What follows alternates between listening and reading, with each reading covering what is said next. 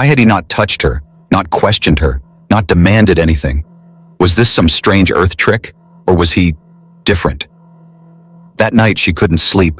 She heard soft music playing from the other room. It was slow, warm, full of longing. She pressed her ear to the wall, listening. Something inside her chest moved, a strange ache, a strange warmth. No one had ever sung for her. No one had ever let her be quiet. No one had ever left her alone without leaving her empty. She closed her eyes, holding the blanket close. For the first time since she left Sorari Prime, she didn't feel cold, and she didn't know if that frightened her, or if it was the first time she felt alive. Viola woke before the suns rose. The dome house was quiet, the air still and cool. She sat on the edge of the bed, her hands folded in her lap. She had expected nightmares, or worse, memories of shame, of chains. But there was only silence, and the faint sound of someone working. She stepped out of the room slowly, her eyes adjusting to the light. Jack was already up, fixing something at the workbench. Wires, tools, metal pieces were spread across the table. He glanced at her once, nodded, then returned to his task. No words, no commands, no curious stares, just quiet acceptance. She had been raised in the royal house of Sorari. There, silence meant danger. Silence meant someone was plotting. But here, silence just meant peace, and that made her nervous. "You don't talk much," she finally said, her voice calm but sharp. Jack looked up, wiping his hands.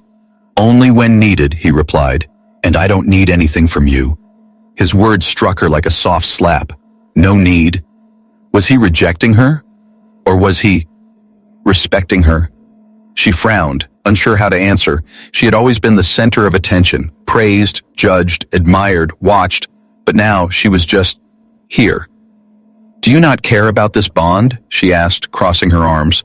Jack leaned back in his chair, eyes thoughtful. "I didn't ask for it," he said, "but I won't treat you badly because of it." He stood up and walked to the small stove. "Breakfast?" he asked simply. Vela blinked, surprised again.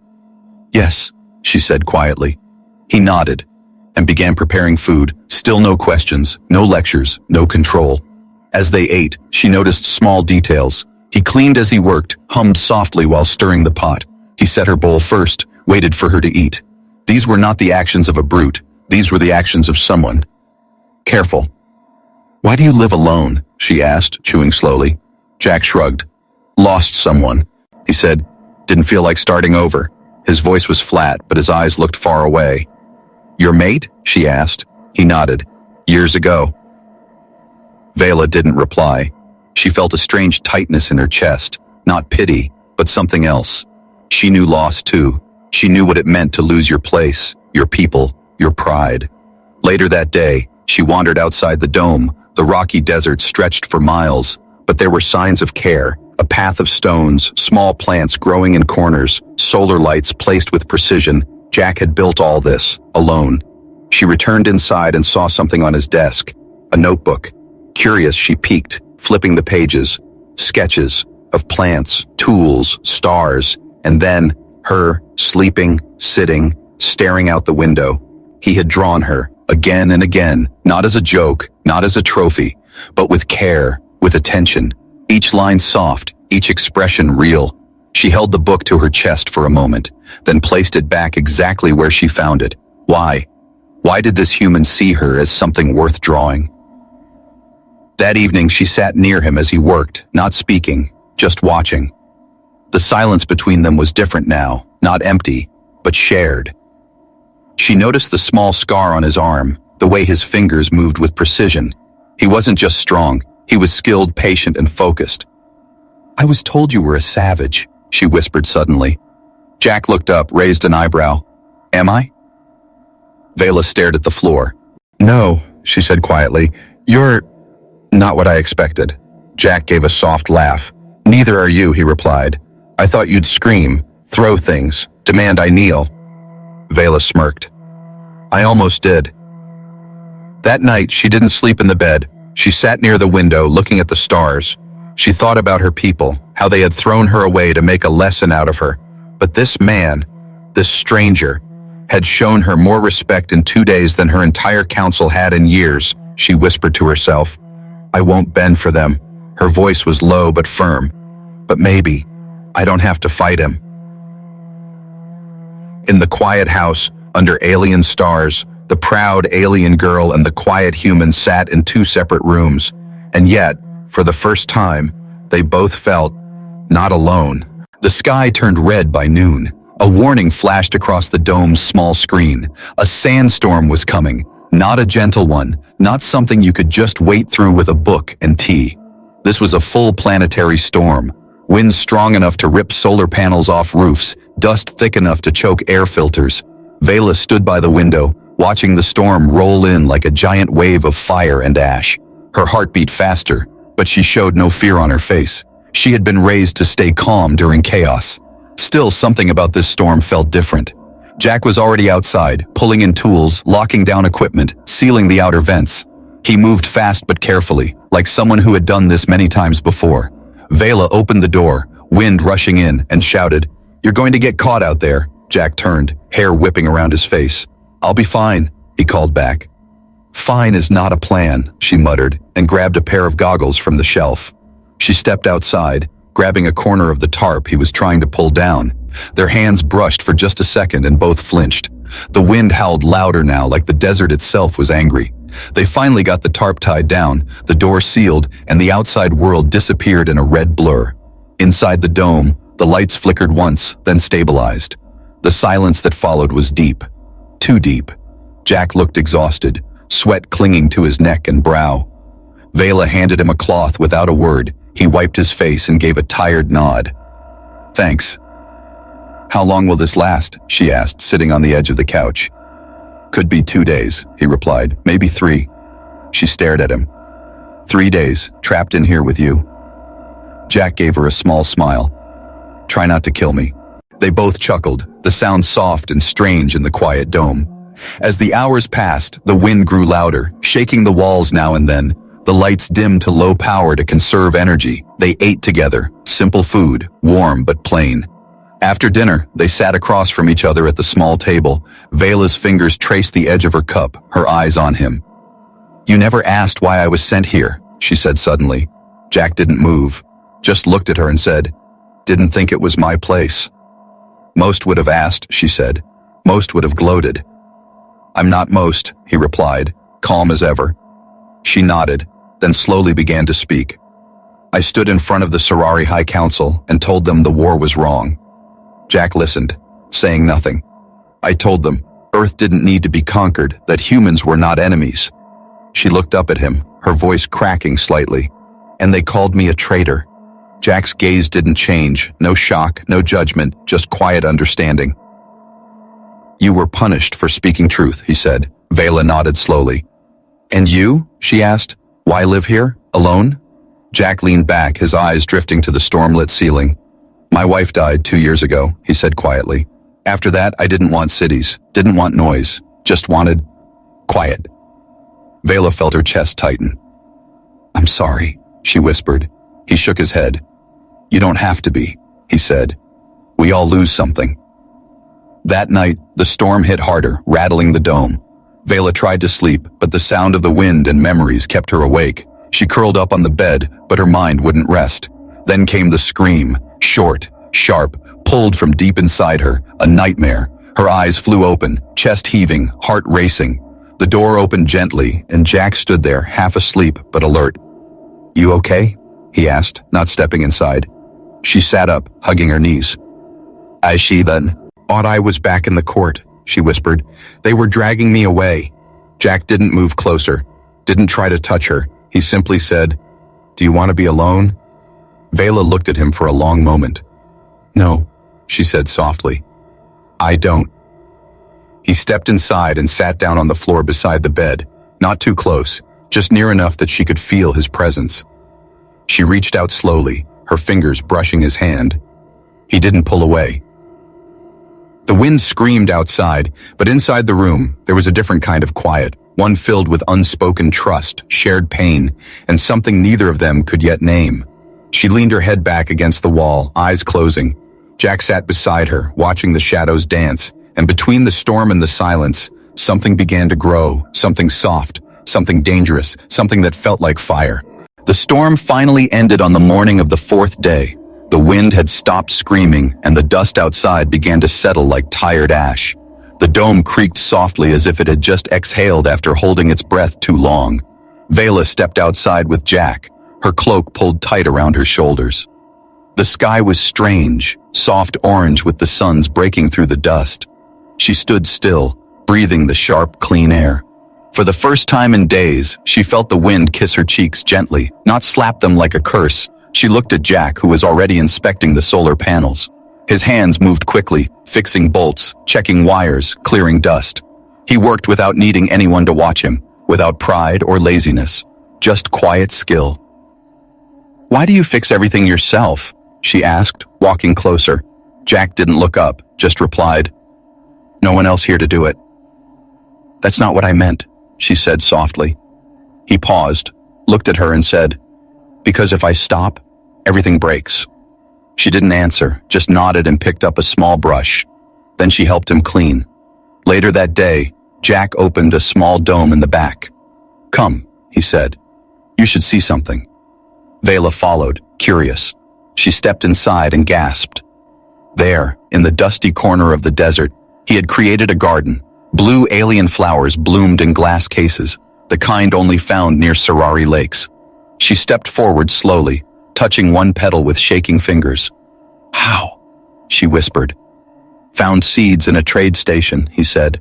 "Didn't know if they'd grow." "But they did," she said, blinking back a sudden sting in her eyes. Jack stood beside her but didn't speak. He let her take in the moment, let her cry if she needed. "I thought I'd never see these again," she said, her voice cracking. He gave a small smile.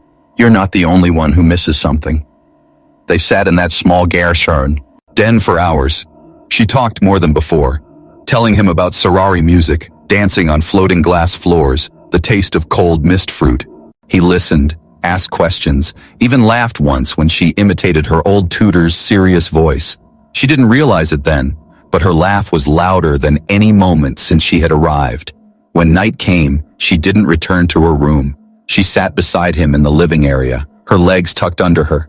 They didn't need a fire. The air was warm, but something between them made the space feel even warmer. "Do you hate my people?" she asked suddenly. Jack looked at her, surprised. "No," he said. "I hate what they did to you." Vela looked down at her hands. "I was just a voice, Jack," she said, "and they silenced me." He leaned forward, not touching, but his words touched her. "You're still speaking, Vela." Silence filled the room again, but it was a peaceful silence, not a lonely one. She closed her eyes, leaning her head back. "I don't feel broken anymore," she whispered. Jack whispered back, "You were never broken." The next day, a message arrived, a blinking light on the old comm screen. Incoming transmission. Sarari. High Council. Vela's heart dropped. Her hands turned cold. She looked at Jack, who simply asked, "You want me to block it?" "No," she said firmly. "Let them see me." The screen lit up with the faces of 3 council members. Their expressions were sharp, cold, disappointed. "Vela," one of them said, "we hope your punishment has taught you humility." She stood tall, wearing a simple human robe, her hair tied back, no crown, no jewels, but her eyes were clear. "I've learned," she said, "that kindness is more powerful than control." They scoffed. "You defend the human?" "I live because of him," she said. "I breathe because of him." The screen crackled, the council's faces darkened. "You will not be allowed to return," they snapped. "You have chosen your path." "I have," she said, and reached for Jack's hand beside her. "I chose peace." The screen shut off, the room quiet once more. Jack looked at her, unsure if she was about to cry or scream, but she only smiled, a sad but strong smile. "I'm free now," she said. He squeezed her hand gently. "Welcome home." That night, she walked into the small garden again, barefoot.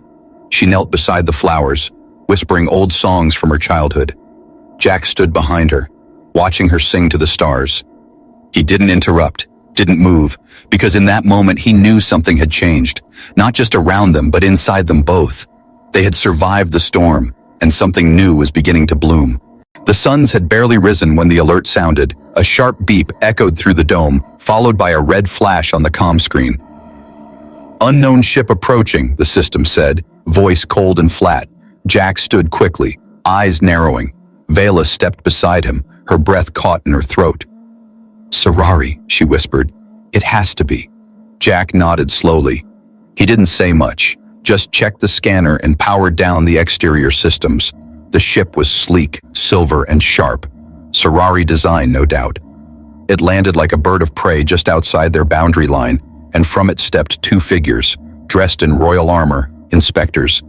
Vela felt the old weight return to her chest, that tight grip of judgment, of cold eyes that measured your worth in silence. The door buzzed. Jack looked at her, waiting for her signal. She gave a small nod. The door opened, and the inspectors entered without asking. They looked around the dome with expressions of disgust. "Princess," one of them said, voice dripping with fake politeness. "You appear to be alive." Vela stood tall, her arms behind her back. "I am," she said calmly. "Disappointing," the second one muttered, inspecting the room like it was dirty. They turned their gaze to Jack. "This is the human?"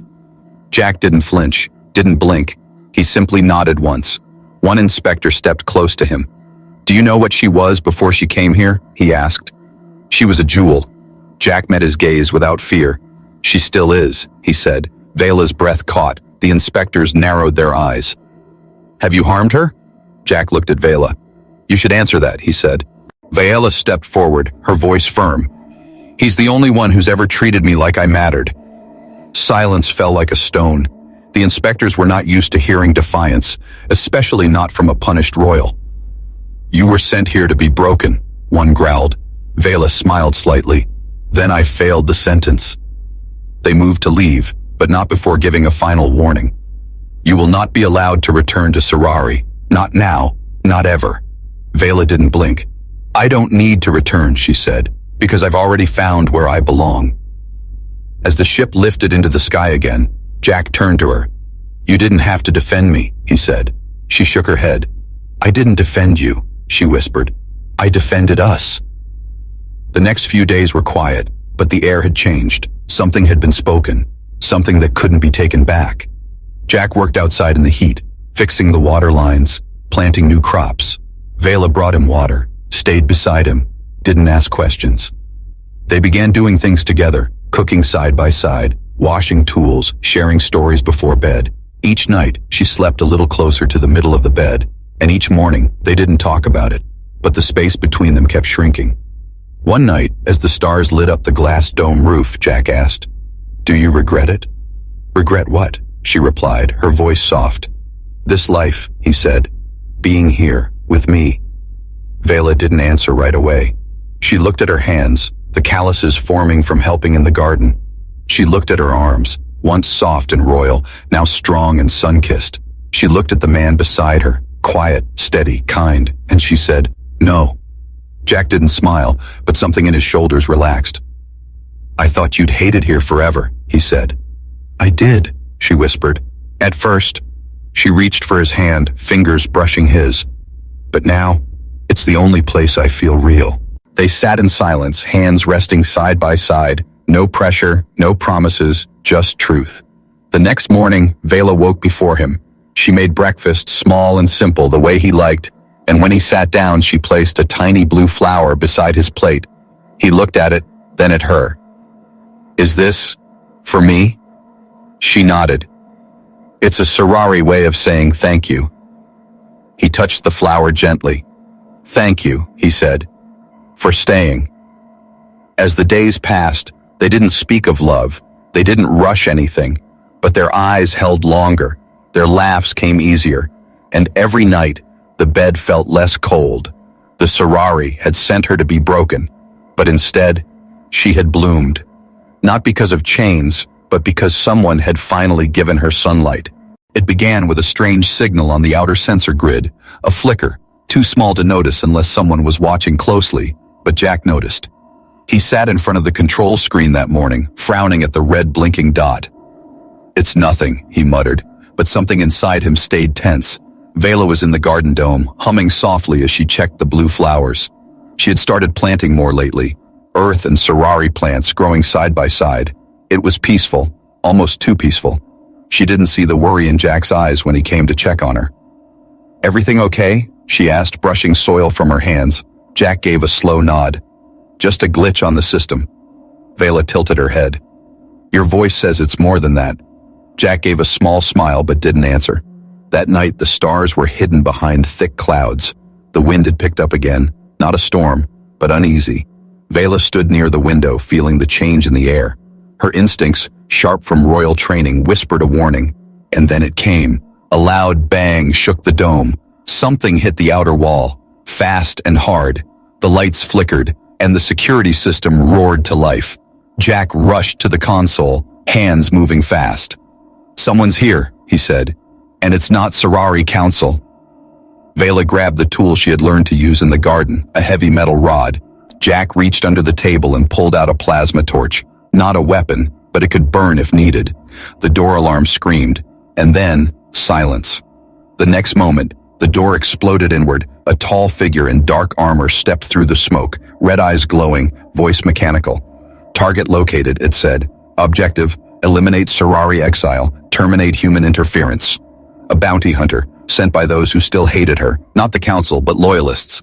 Old bloodlines that believed Vela was ashamed to the Sorari name. They hadn't freed HFY or gotten her, and now they wanted her erased. The bounty hunter moved fast. Jack threw the plasma torch at its face, sparks flying. "Run!" he shouted, but Vela didn't move.